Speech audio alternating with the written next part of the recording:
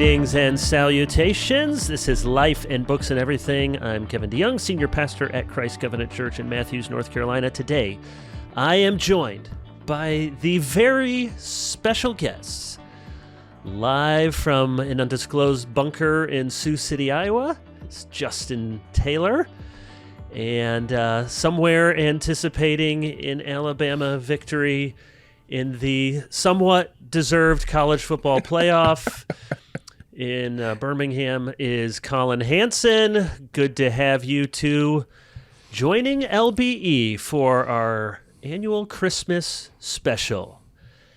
All right.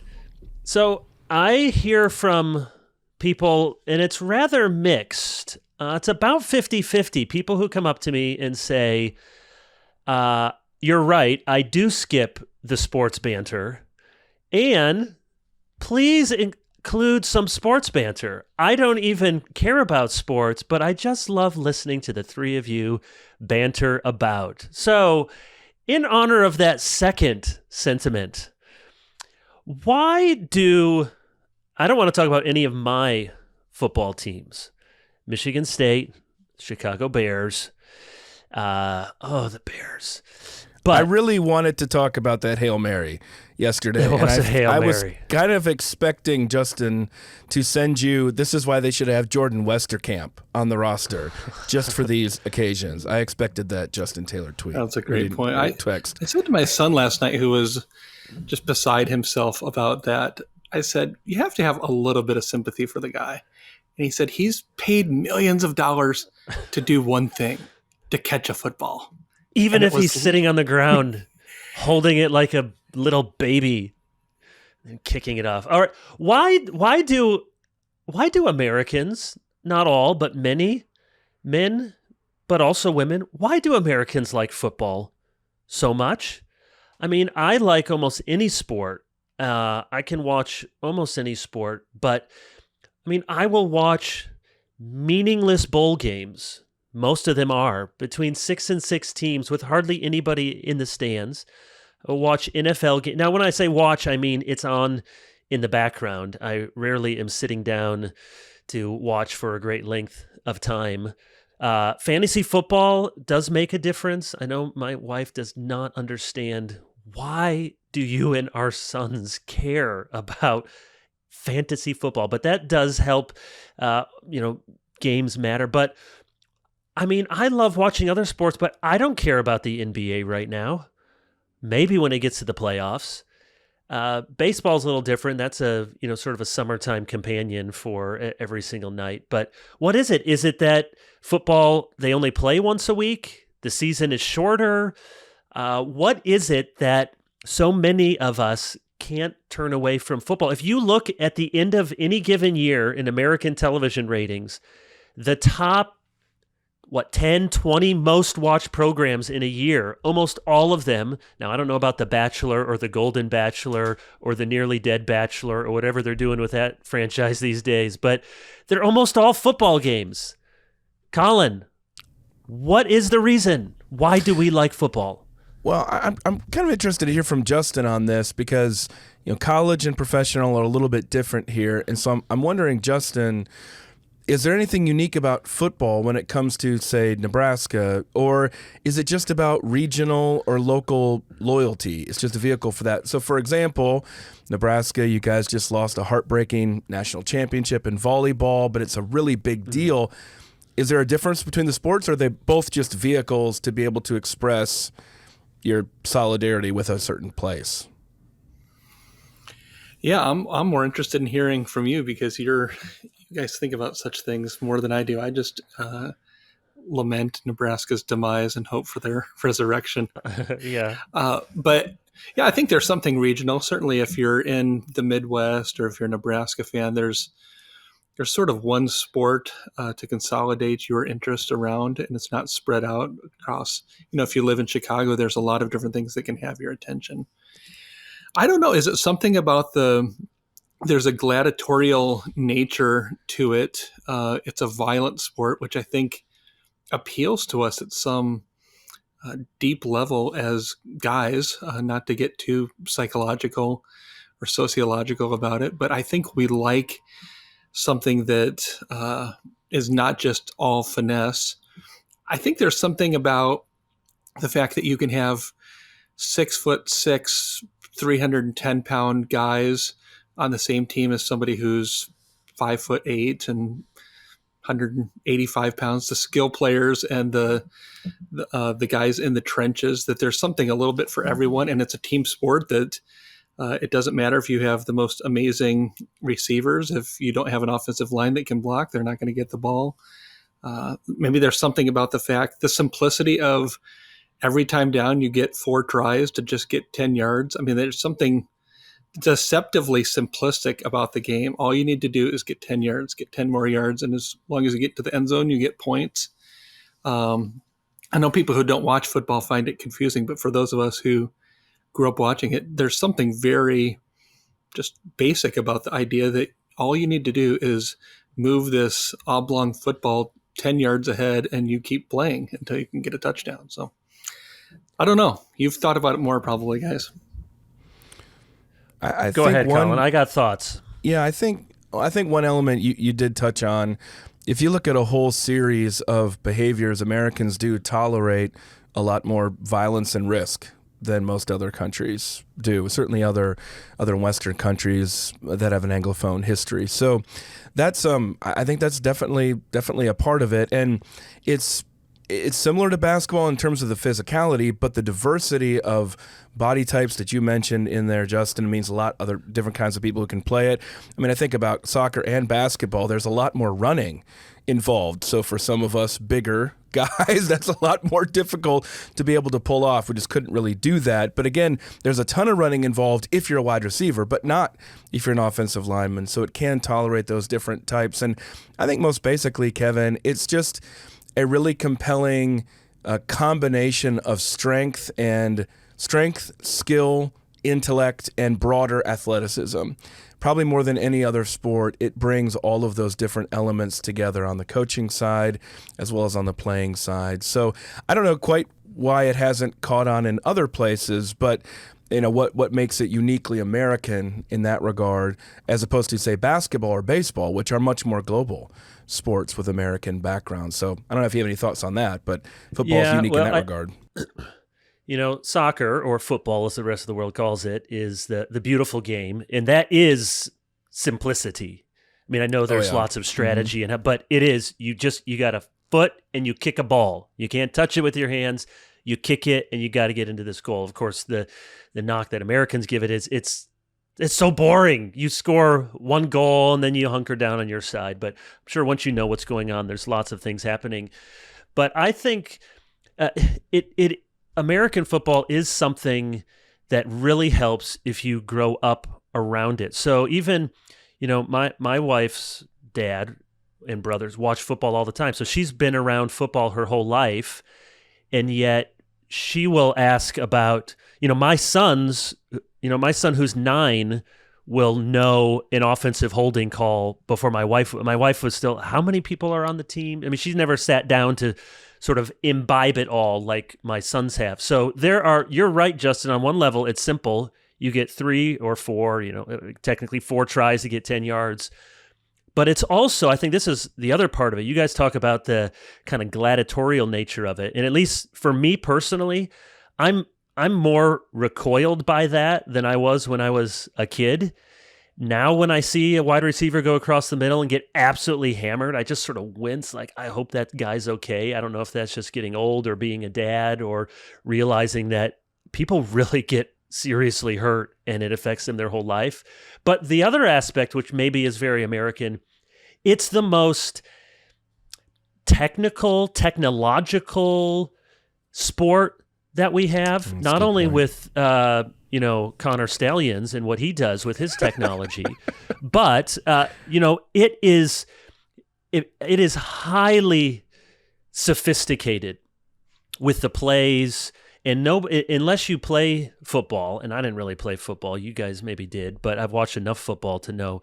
I mean, there is incredible mental work that goes on, and the coach is, some coaches are the great, inspirational guys, but others are just really good at knowing how to draw up plays, knowing how to exploit the weak. So there's all of that side of it, which, the complaint that others make outside of America is, what are you doing? You play for 9 seconds at a time, and then you all huddle up and you take another 40 seconds, and you could condense this whole game. But I think when you understand the game and you've watched it, now that there's replays, of course, you realize, no, there's a lot happening, and they're getting a play in, and they're lining up, and they're seeing certain formations, and they're making calls based on where the safety is.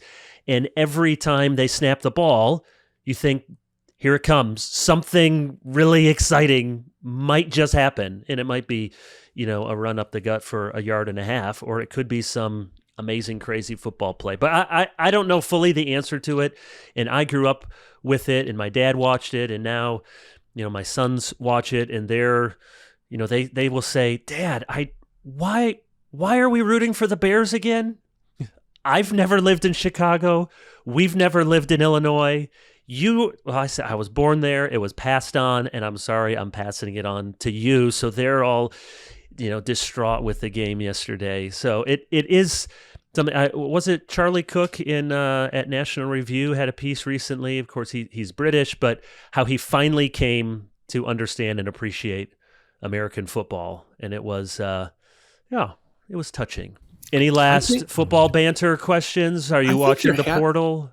I think there has to be something about the unique nature of the quarterback, too. Of course, in basketball, you have a point guard, and things usually go through a point guard who distributes the ball to other people. But 99.9% of the time, the play starts with the quarterback. It's getting hiked to the quarterback. Sometimes you can hike it to the running back or wildcat or something like that. But it all goes through the quarterback. And so you have an opportunity for somebody to be a hero or the zero on every play.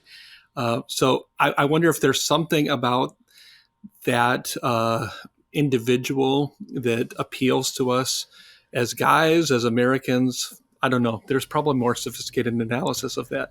Well, but Americans, I think it's a transcendental. I mean, you can become the greatest guy in your high school if you're the star quarterback. You can change a franchise if you're an amazing quarterback. You can change a whole college program, as Nebraska fans hit refresh every few minutes to see if Dylan Raiola is committing to the Huskers today.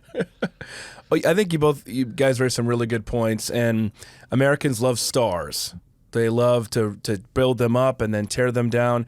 And I don't think in sports there's any position that's more important than the quarterback is in football. It's just very hard to succeed if you don't have a good quarterback at really any level. And I think, Kevin, you pointing out that it's the most technological sport, that makes a lot of sense as well, because Americans, that's the other thing that makes us stand out, is that we tend to solve problems through technology. So when you look at all the replays and you look at all the things that are done to be able to help with concussions, and you look with all the different things like just getting plays in and studying plays and things like that, it definitely leans a lot more on technology. I mean, compared to baseball, which now uses a lot of analytics and things like that, right, but is much more similar to what it would have looked like 80 years ago. Football looks totally different than it did then. And you talk about the enculturation, so the Friday Night Lights phenomenon, which exists in most places in the country. And yeah, people get excited about, their high school basketball team, but it's still in most places nothing like the high school Friday night football game, which is a combination of a lot of things. It's being outside instead of inside. And generally in most parts of the country, you're getting, it's good weather in a fall evening. It's not too hot. It's not snowing yet. It's not too cold. And there's just, here we have, our little Christian school started a football team a number of years ago.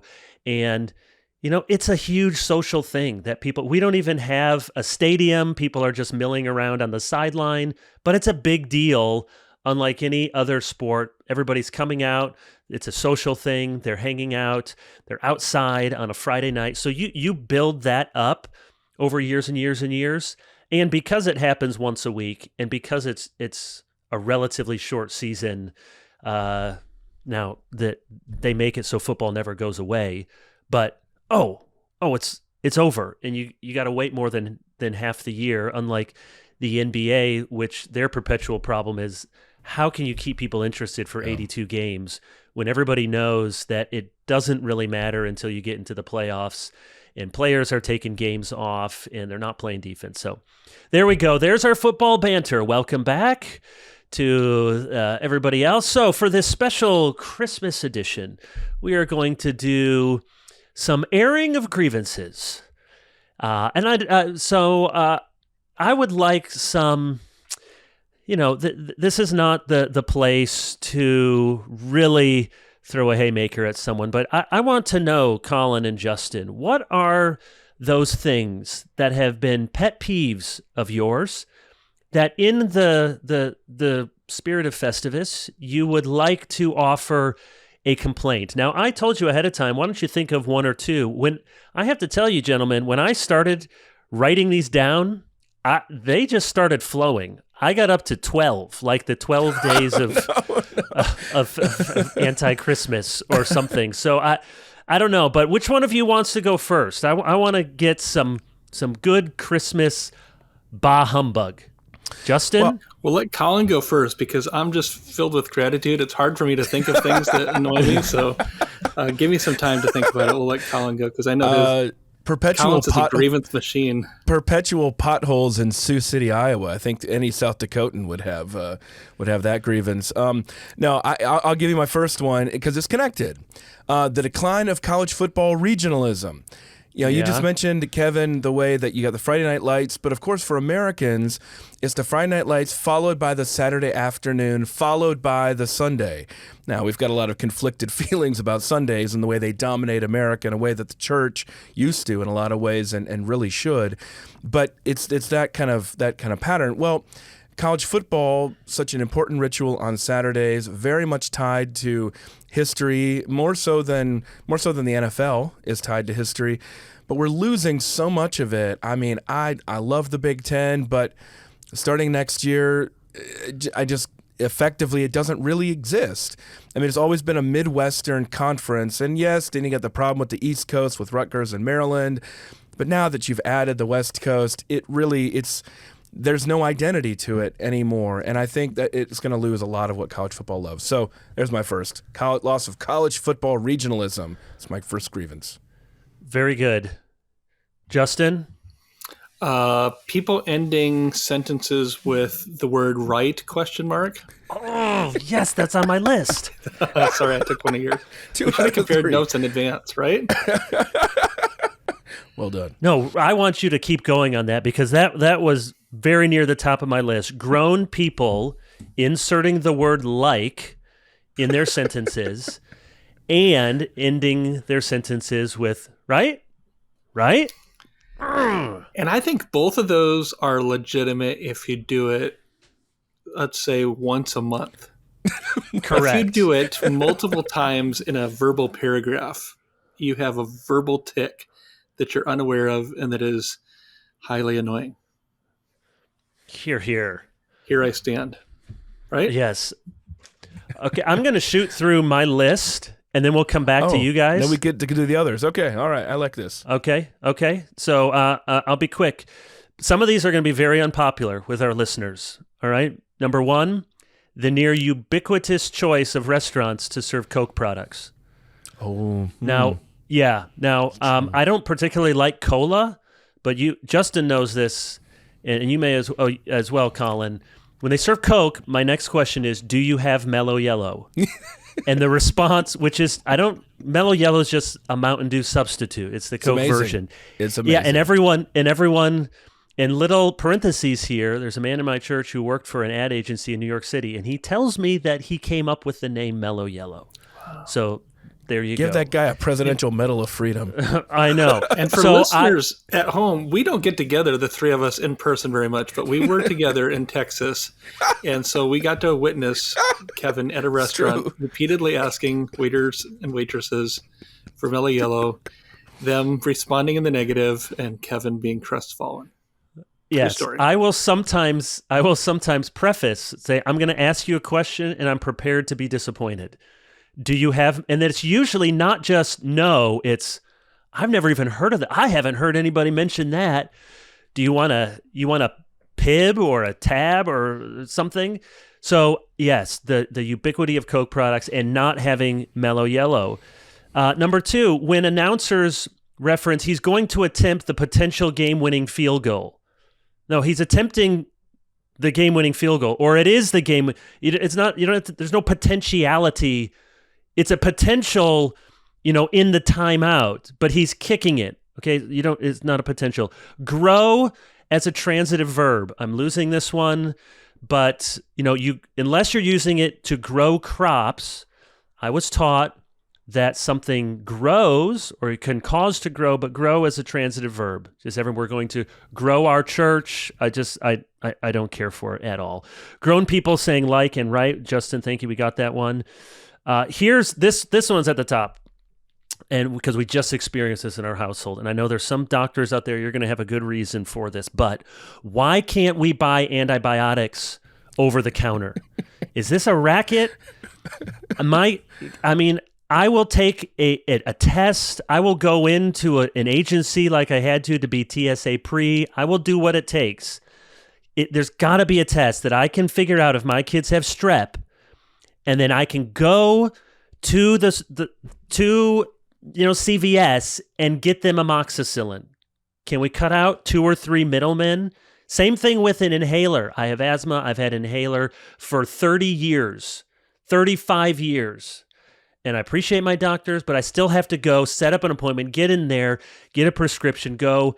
Can you trust me to give? Now I know that, but if you might get on amoxicillin, you might give that to your kids for 800 days in a row. Well, yeah, you could also give them 50 ibuprofen.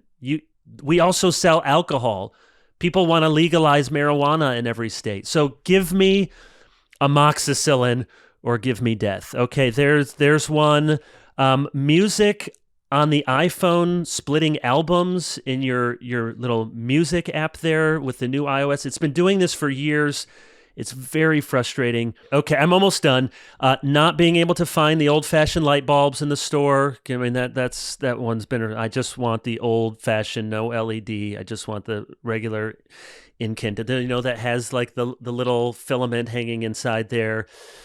Just like Edison would have wanted. I know. Like Edison. Just like they had on the Ark. People asking for tips everywhere. That's one. That's gotten bad. Just turning around okay, you stood there and took my order. Now I'm just going to turn this around. And you have to, of course, and it says, do you want 5, 10, 20, or the little button that says, or do you hate people? Yes, I'd like to click on that. And then finally, why do they make gas cans without a little hole in the back of it? Because when you have a gas can and you got to fill up your lawnmower, if they don't have a hole in the back, no air can get through, and the whole gas can just is it's contracting and it won't come out. It's just simple physics.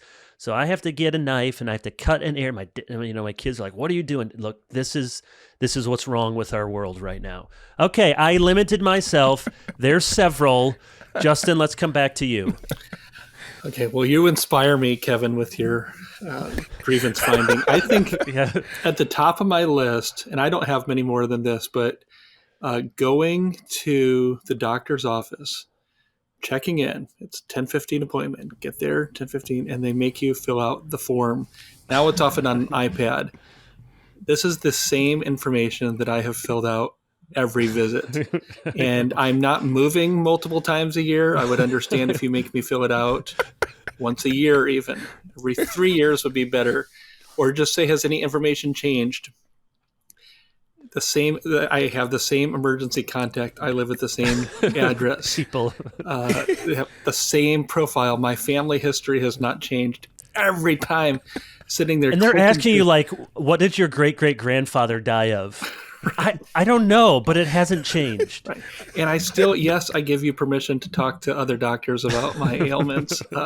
Please stop making me fill this out. Who was it? Nate Bargatze who said, do you guys have a office fire here every month? Yeah.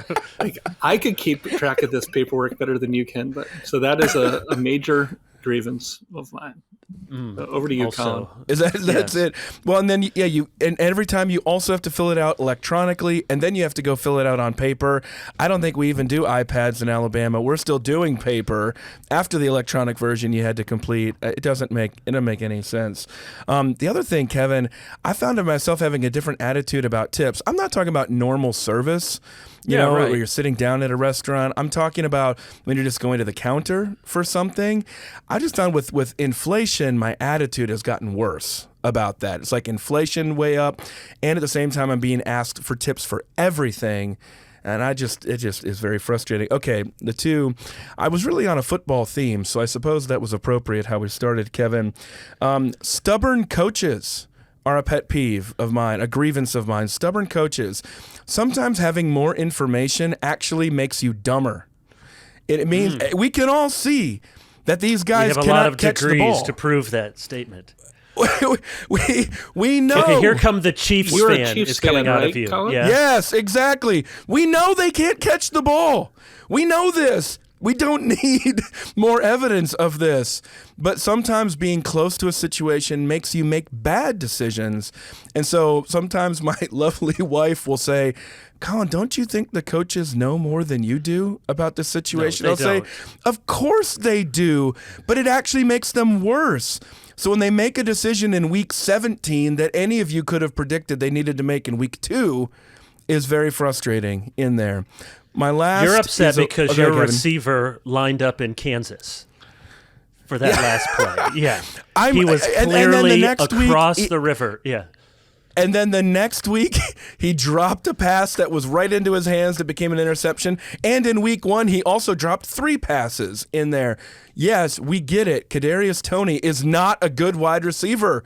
Why we continue to Apologies if insist. Kadarius is listening. Before you get to your last one, that's true. as a Chiefs fan, are Yes. you pro or con the Taylor Swift every game? I mean, I said this at the dinner table last night. Any of us watching Travis Kelce, he looks like a shell of his former self. He looks like he should be retiring. I love Travis Kelce. He's been so He's in great. love, you know. But he looks like he is in love, and he looks like he just doesn't care on the football field anymore. Oh, His God girlfriend bless is the him, most but- famous woman on the planet. He might not care. Exactly, and he's got 2 Super Bowl titles, and he's older than Rob Gronkowski. I mean, Gronkowski's been really? retired for a while. He's older than Rob, if I remember correctly. Somebody can correct me on that, but I think that's the case.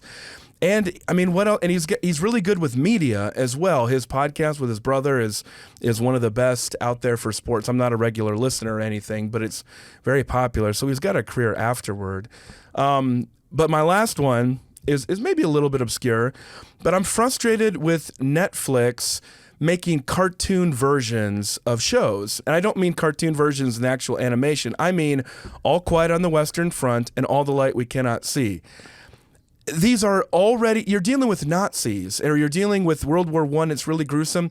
You don't have to go above and beyond to make it seem even worse than it was. It just feels cartoonish, and the characters is like everyone's either totally good or they're totally bad. I don't know if it's like the comic book effect or the superhero effect on historical films. Of course, a lot of people loved All Quiet on the Western Front, but to me, it just felt like it was turning the whole thing into a cartoon. And then when All Quiet on the Western Front came out, when All the Light We Cannot See came out, that was widely panned, and I think deservedly so. They just didn't do a good job with it, both of which are amazing books. When you started that comment, I thought you were saying they were literally doing those as cartoons. Yeah, I know. So that was Yeah, I did really- too. That was also be problematic. No, that's why I tried to clarify in there. It's not actually turning them. It's the way that I should say comic Cartoonish. book. Yeah, cartoonish or comic book. Yes. The way it's almost grotesque in the way that it's not real.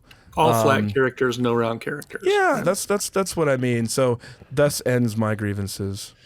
All right, that was good. I'm glad we limited ourselves. I just looked, and Taylor Swift, Travis Kelce, and Rob Gronkowski were all born in 1989.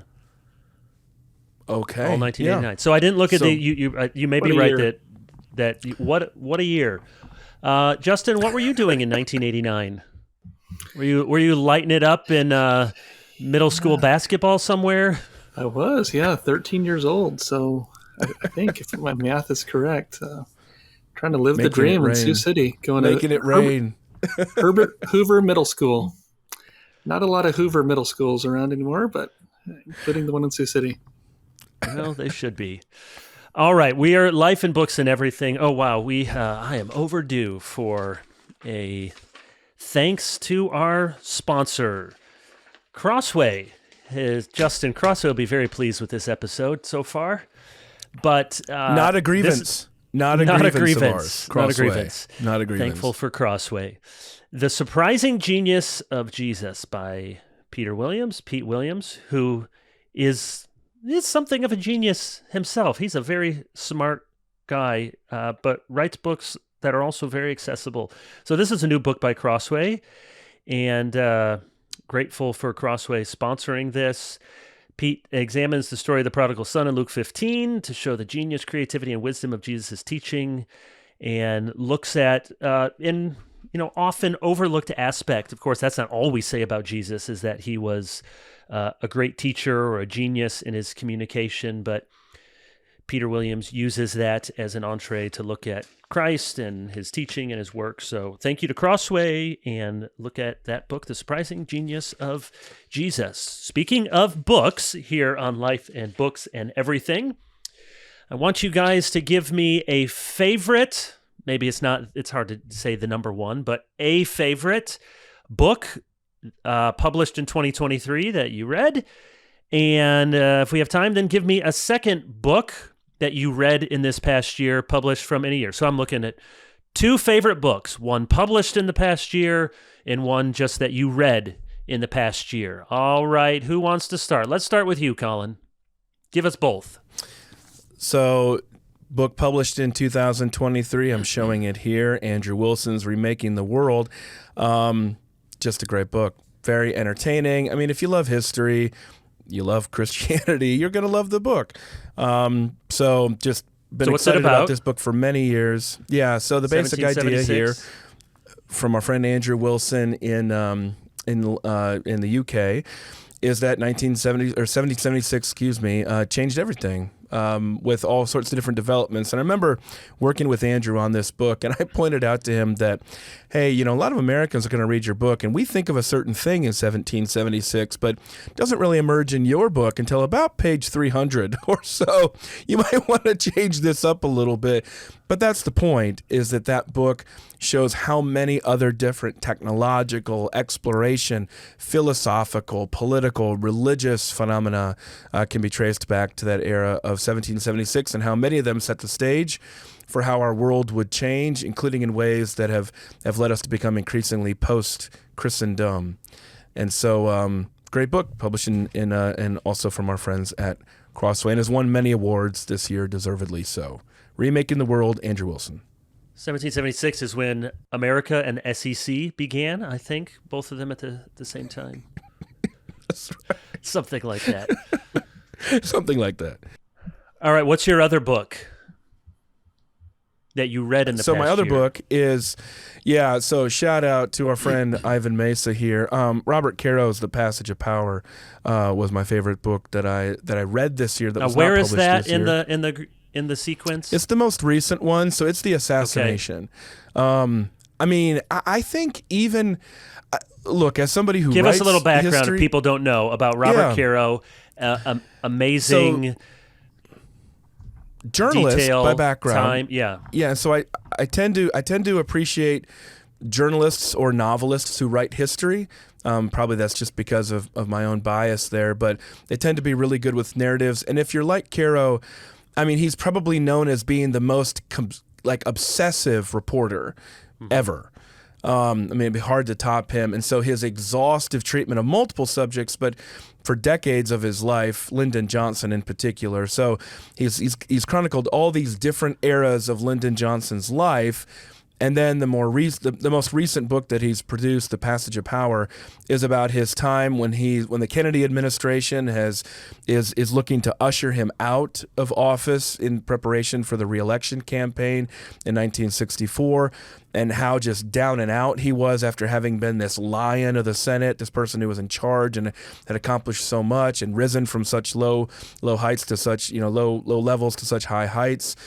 But this is about his experience in the assassination, how rapidly things changed, how well, in a lot of ways, he handled the situation that we could take for granted, and then what it was like for him to navigate immediately going into re-election as president, and how incredibly complicated that was, especially with Robert Kennedy, who just hated Johnson's guts. And so this is just one of the most impressive feats ever of political journalism or of history. And the fascinating aspect here is that Caro is aged and still working obsessively on this project, but we're running out of time because if he does not finish, we'll never see the most recent work, which carries us through Lyndon Johnson's experience through Vietnam and his decision not to run for re-election, which of course is just massive in American history. So hope he gets there, but Passage of Power, amazing book by Robert Caro.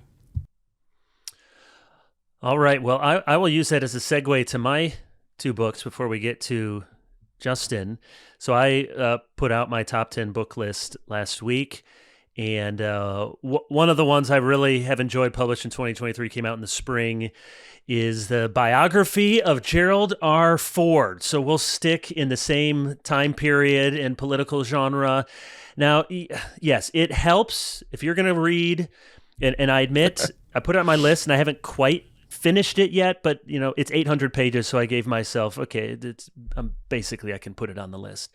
It does help to be from Grand Rapids if you're going to have an 800-page biography of Gerald Ford. So it does help to say, oh, I know that street.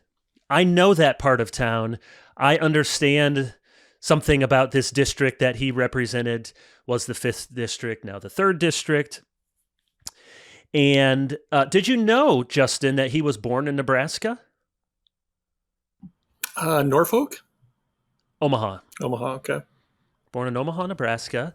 So I should say Gerald Ford was definitely more of a Republican moderate. He sparred with Reagan over that, and on some social issues, his wife more so than Ford, but his wife was pro-choice.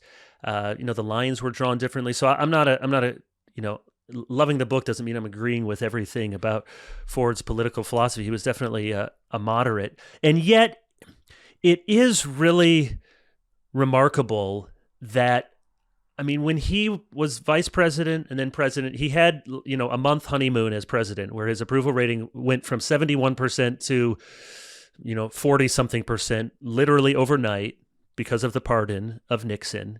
Right. And of course, there's a lot in the book about why he pardoned Nixon, and lots of hard facts and then some speculation or psychologizing. But what is remarkable is he was, the word decent gets thrown around, it seems like kind of damning with faint praise, but he was a really decent person. And it was that, kind of era where you worked across the aisle. And some of what made him maybe less effective as a president is his whole, political career had been as the minority leader. He always wanted to be the Speaker of the House, but that never was going to happen. The Republicans were in the minority, a decided minority. So his own personality and his own skill set was to work across the aisle. He, to have integrity, but so many things that are really refreshing because we don't find them in many leaders. And that's like, he was happy to, he received criticism well. He didn't hold grudges against people. People could hardly find scandals against him, even though he went to, mainline Episcopal churches.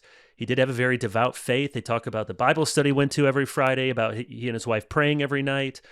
And it does seem like he genuinely believed that he was duty-bound in his conscience to pardon Nixon, even though he understood this was going to be, certainly in the short term, and people questioned the timing of it for sure, but was going to be politically just absolute kryptonite.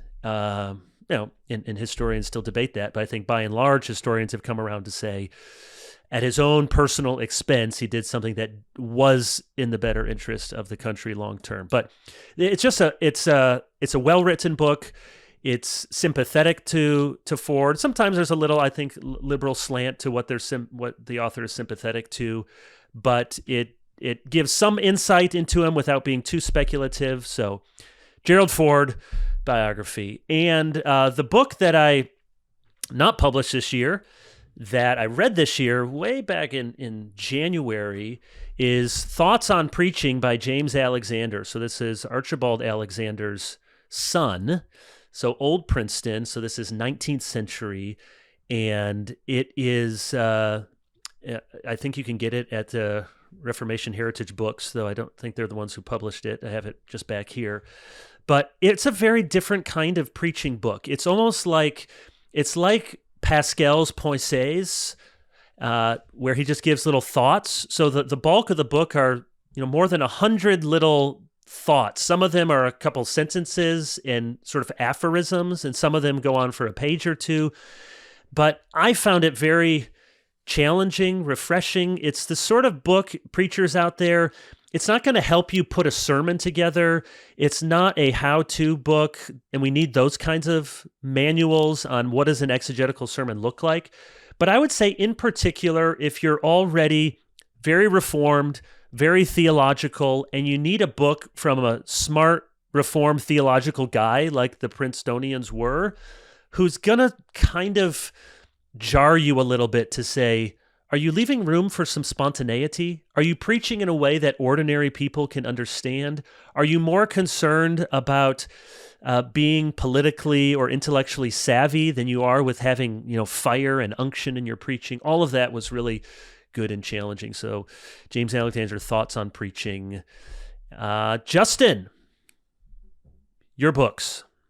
Yeah, so I'm going to mention two history books, which won't be surprising. I feel a little bit badly that I'm not mentioning a Christian book. Just to give a tip of the hat, two books came out last month, both with the exact same title, called Lord Jesus Christ, one by Dan Trier in the Zondervan series, and one by Brandon Crowe in the Lexham series, both on Christology, both by Reformed theologians, both know how to do exegesis and do it, and are sensitive to biblical theology, come down in a couple different places. But I haven't finished either of those, and I'm dipping into them now. So if I had to include a Christian book, it would maybe be a tie for those two.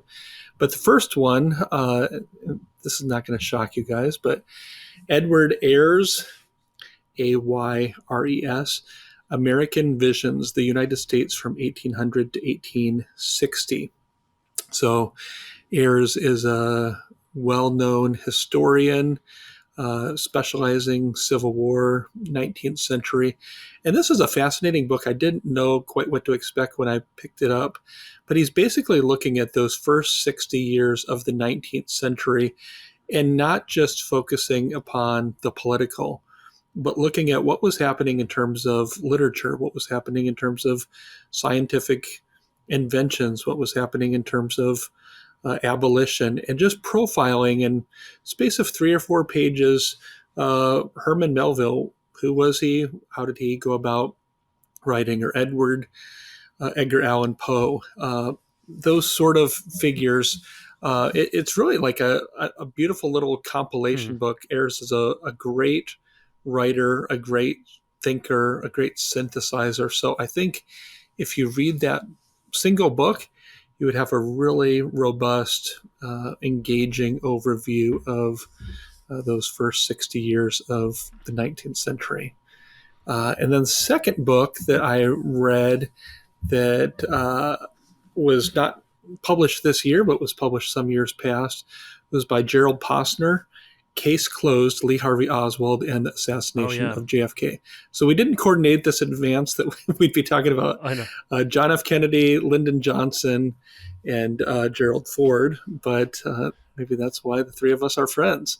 Yes. So somebody mentioned on Twitter, some TV producer, that Posner's book would have made for one of the best movies, but they couldn't get funding for it because the conclusion is, Lee Harvey Oswald was basically a loser nut who acted alone and killed Kennedy. And that's not the story that people want to hear. They're more hungry for the mafia, or Cuba was involved, or Russia was involved, or the CIA, or there's even some theories that LBJ himself right. Assassinated him. There is a theory that the driver turned around and shot him. There's alien theories.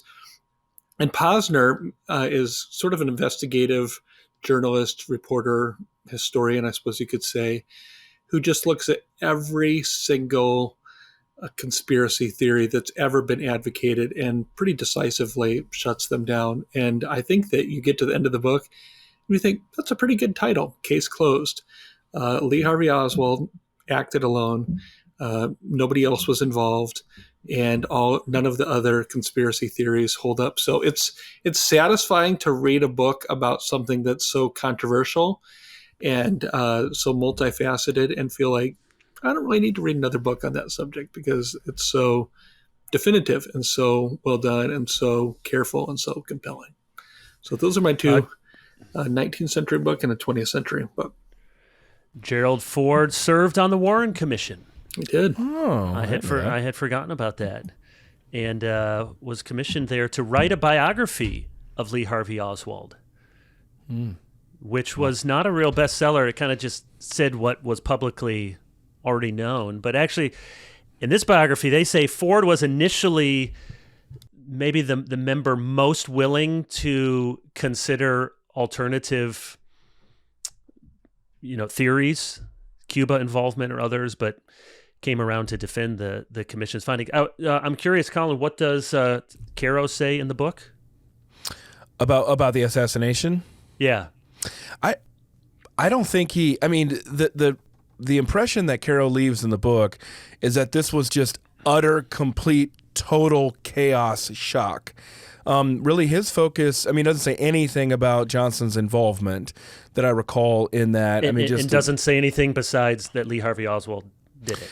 Not that I recall. The force of it is, I will say this, if you were looking for motivations for Johnson to participate in it, the book would supply you with a lot of motivations, because the hatred levels and the inactivity levels with Johnson and the Kennedy administration were severe, far more severe than anybody would have understood publicly at the time, and probably much more so than even people have acknowledged before Caro.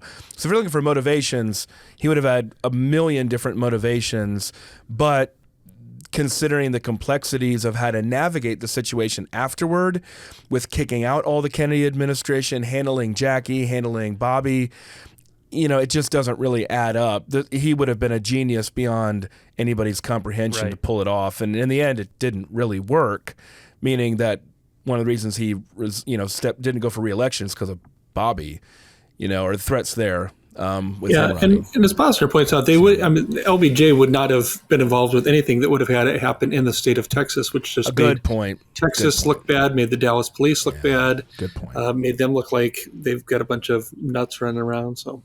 Good point. Yep. One thing, as we're talking about presidents here in this time period, that we all know, but you just need to be reminded of, it is impossible for any president to have all of the necessary attributes and skills.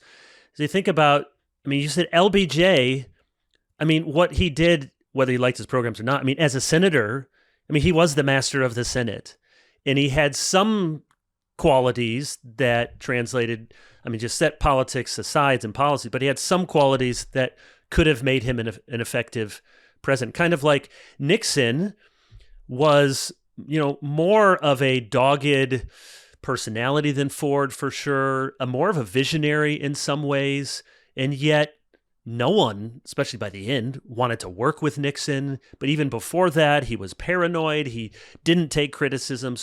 And then Ford was the sort of person you would love to have and play golf with, and the sort of person you'd love to have work on a committee and bring people together. And yet the biography shows sometimes when he tried to find the middle of the road, instead of making everyone happy, it made no one happy. So it just, there's a lot that goes into any career, but in particular the President of the United States. Did I ever tell you guys my Edgar Allan Poe story? I didn't meet him. But when I was in high school, I was in an American Lit class, and one of the assignments was read 800 pages of American literature. And so just not wanting to go to the library and look at how many pages here, I just thought, I'm just going to get this. I found a big, thick volume, 800 pages, that collected works of Edgar Allan Poe. So it was a very dark, very dark semester. I read everything that Edgar Allan Poe has written. And I still think the rendition on The Simpsons of The Raven with James Earl Jones is quite well done. So thank you for those books. We have one more segment before we finish, but I want to mention also Desiring God for sponsoring LBE. And I wrote a blurb for this upcoming book, but I want to read the one from Sinclair Ferguson. This is for a book that Tony Reinke has put together, our friend, Ask Pastor John podcast.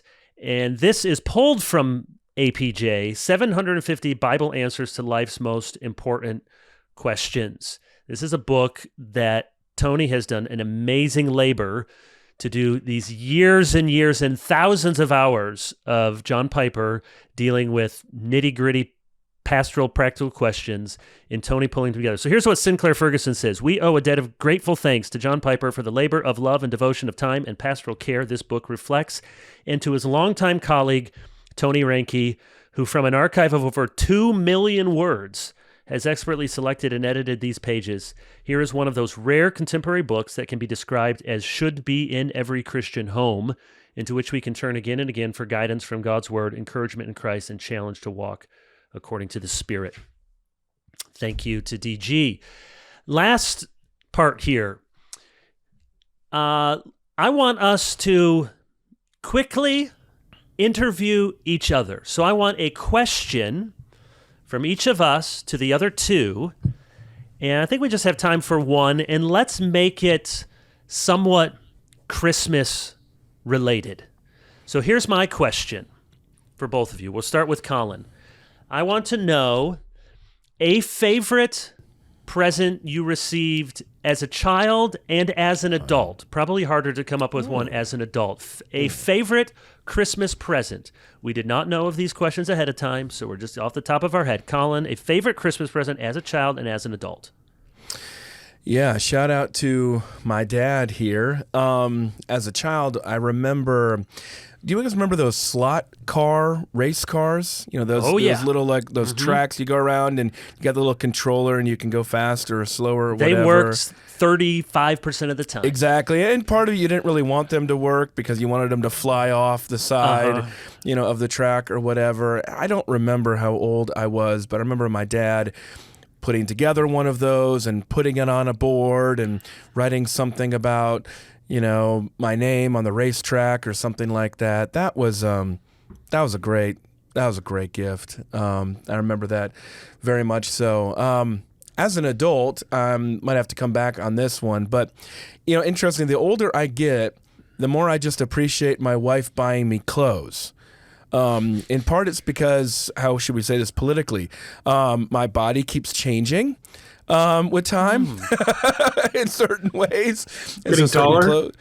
Getting taller. I mean, Matt, I don't know how this is going to work, but you're getting swole. Yeah, exactly.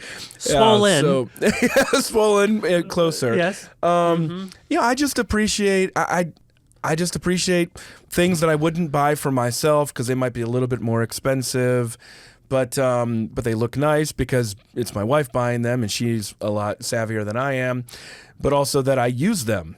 And so I remember them. When I put them on, I remember, that was kind of my wife to get me that. So very boring, not like a little race car when you're young, but I appreciate that now. Did she buy you seersucker suits, being from the South? I don't have any seersucker suits, but I do need a new suit. Okay, on that point. Go, so maybe I'll go for the seersucker. Who knows? Yeah. All right, Justin. And we have to answer our own question, so I'll answer the question. Oh, I thought this was just for Colin, so I wasn't thinking through. On the spot. Yeah, when I was a kid, I used to wear a lot of costumes, so probably like a cowboy Elvis outfit. costumes.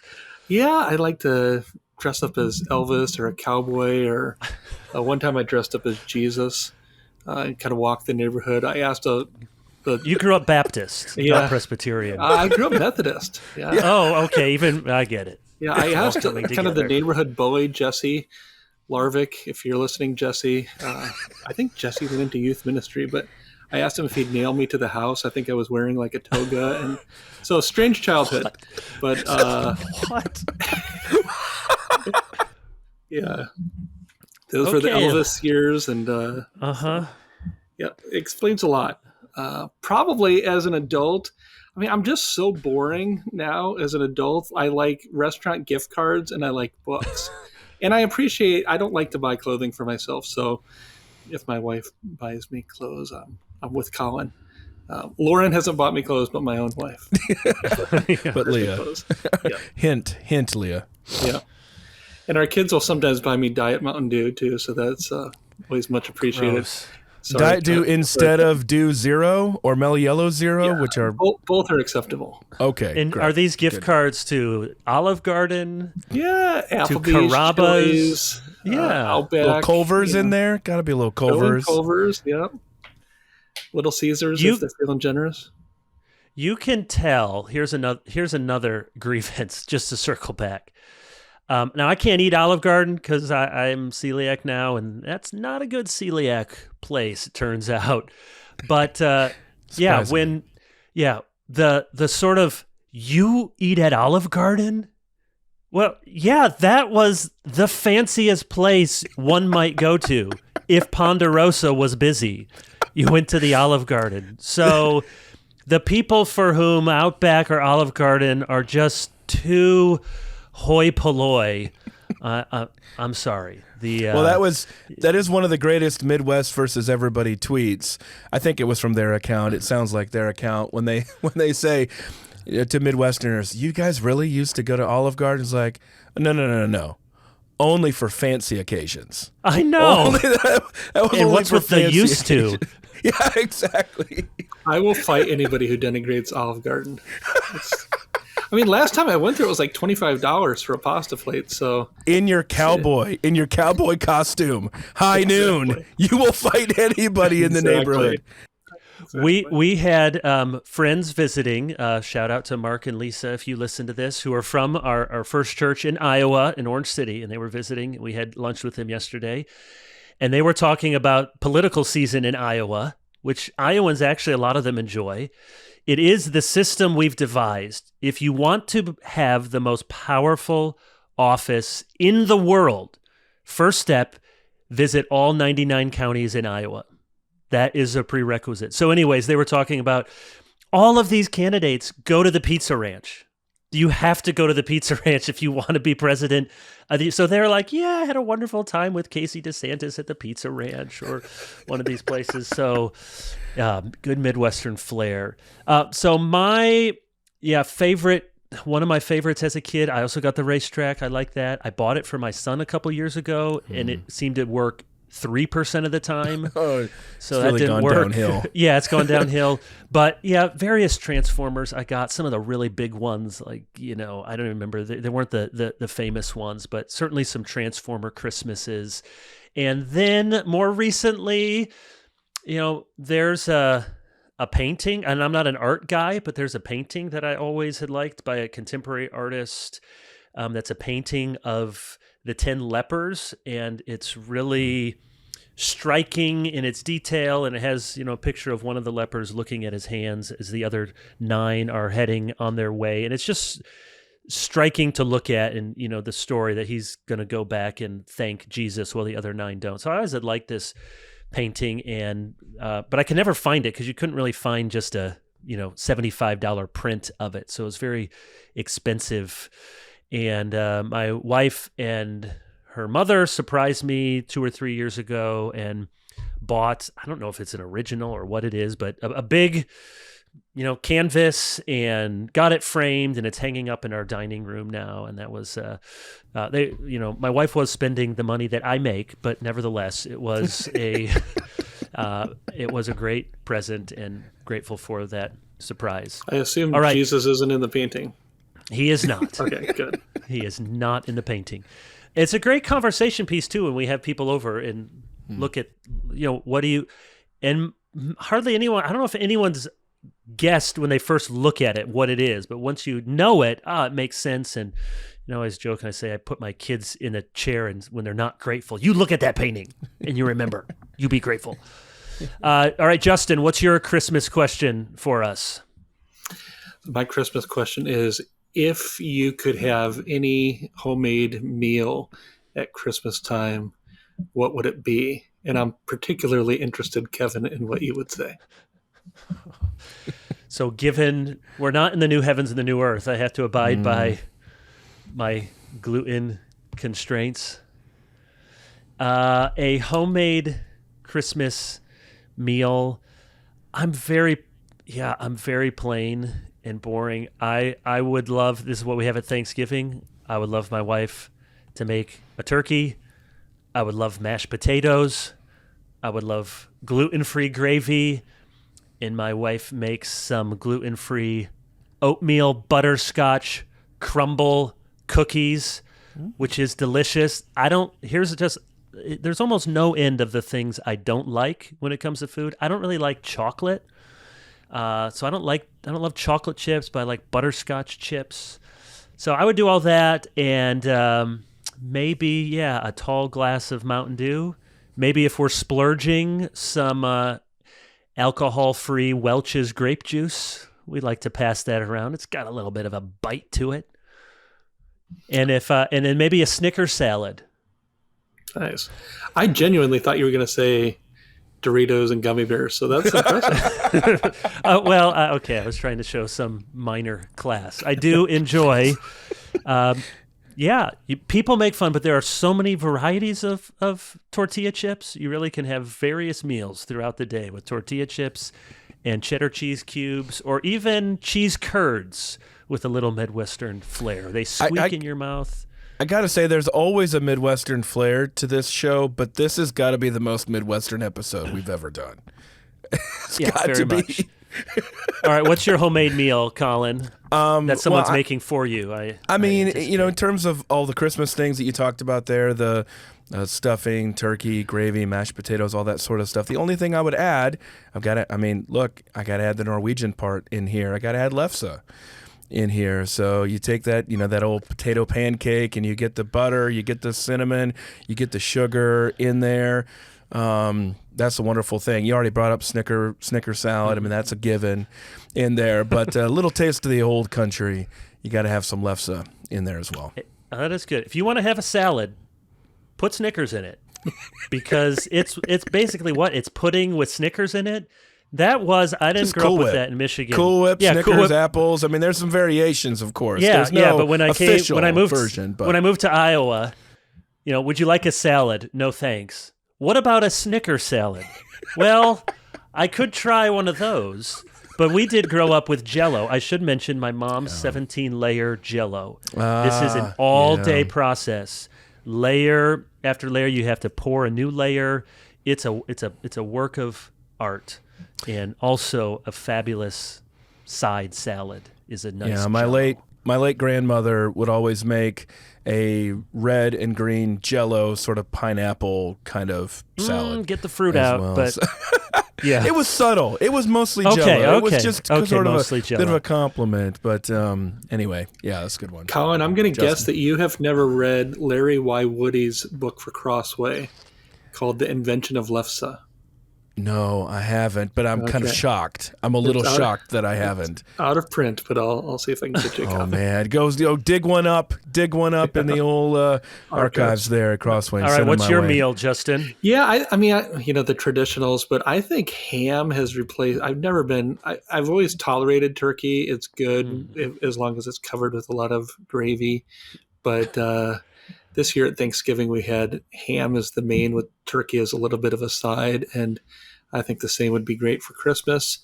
And of course, an infinite amount of mashed potatoes and gravy, and throw in some pecan pie with homemade whipped cream for dessert. And you'd have a happy Midwestern boy. The first time I saw, is it Close Encounters, that movie? with the famous mashed potato tower. That you remember that in the movie, right? He's like, isn't he making Devil's Tower or something where the spaceship's going to come down? Yeah. It's a very famous scene, and I was just thinking, man, that's a lot of mashed potatoes. I hope he's wasting. This child is wasting those mashed potatoes. Somebody worked hard. Enough with your extraterrestrial visitors. Eat the mashed potatoes. Okay, bring us home on a really strong note with your question, Colin. Strong note. This is one of my favorite questions ask. Christmas question. What is your Christmas place, past or present? Think about a location. Think about a surroundings. Think about the smells, the looks, who's there, all those sorts of things. When you think about Christmas, what is that place? Again, it can be past or present. What's that location? Could be church, could be home, could be whatever. Well, I can start this off in a way that will make you happy, Colin, and that is in good old South Dakota. Yes. In the little town of Redfield, where my paternal grandparents lived, in a little house, and then we would wake up and head over to Hitchcock, South Dakota, to my aunts and uncles and cousins, and open presents through the day on their farmhouse. So many South Dakota Christmas memories. My mom's side of the family, they were in Littleton, Colorado, so it was harder to get out there for Christmas time. So virtually every Christmas of my growing up years till I was 16 was spent in the great state of South Dakota. All right. Kevin?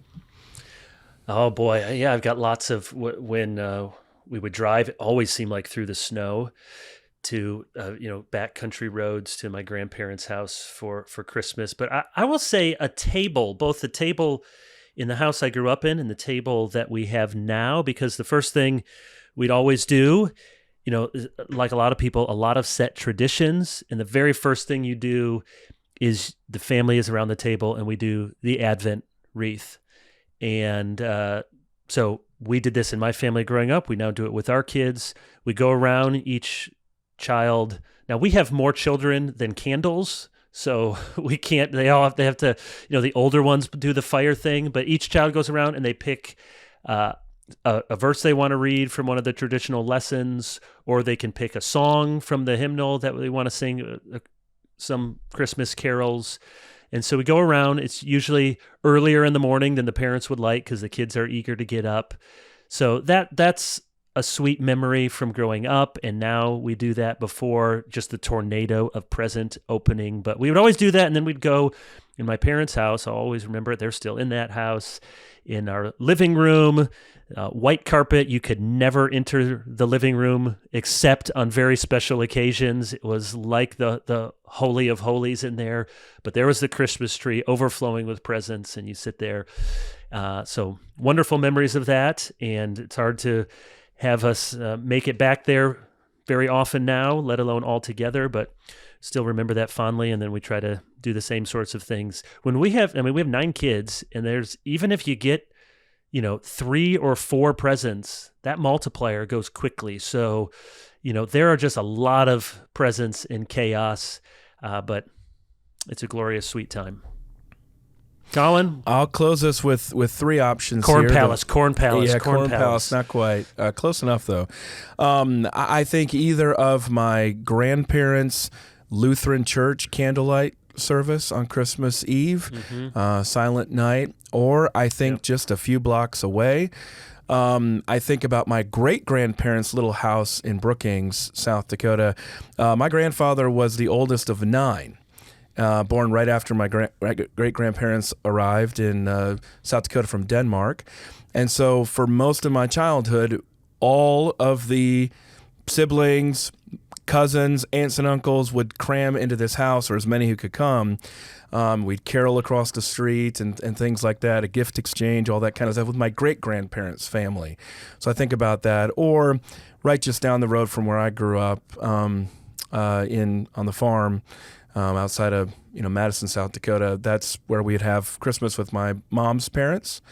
And I just think about my aunts and uncles, my cousins, the Christmas tree, the food, the Jell-O salad already mentioned, the fire, the music, and it's a special memory. It's it's sad when you think about these places that you can't ever go back, but as you look back, it does make you long ultimately for a new heavens and a new earth and things that'll never pass away and never fade, and a joy that's even unmatched by the most joyous memories that we have on Christmas. So those are the places I think of.